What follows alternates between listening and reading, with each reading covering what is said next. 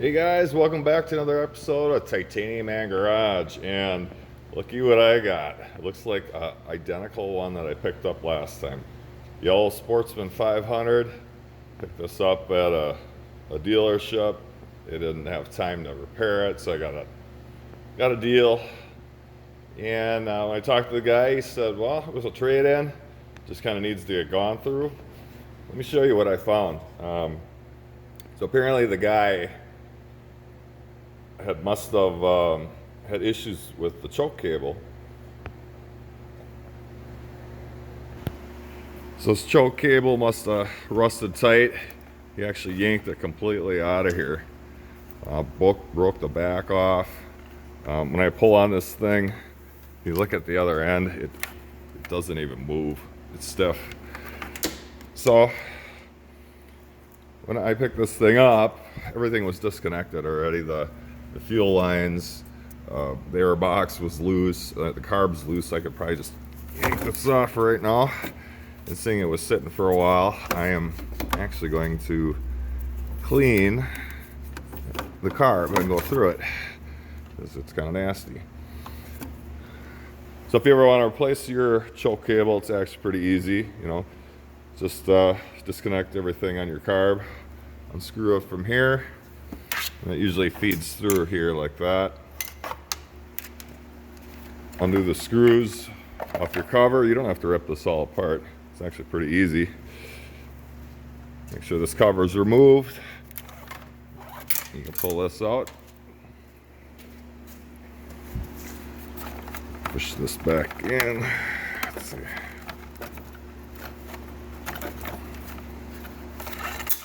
Oh, voila. So I ordered a new choke cable off of eBay, aftermarket. I think it was only like 15 or 20 bucks, but it should work all nice. I'm gonna go ahead and throw that in there. And I'm gonna take the bowl off the bottom of this carb, clean everything up decent.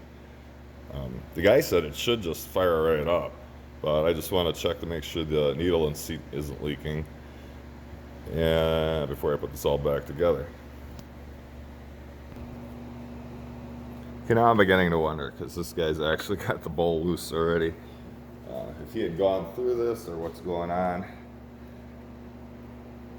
I'm kind of wondering if the guy got into this, decided it was too much for him, and so yeah, I'm just going to trade this thing in.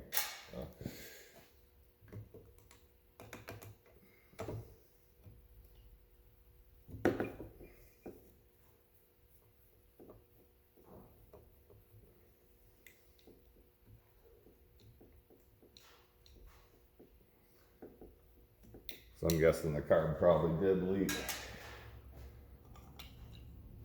Oh yeah, she's pretty dirty in there.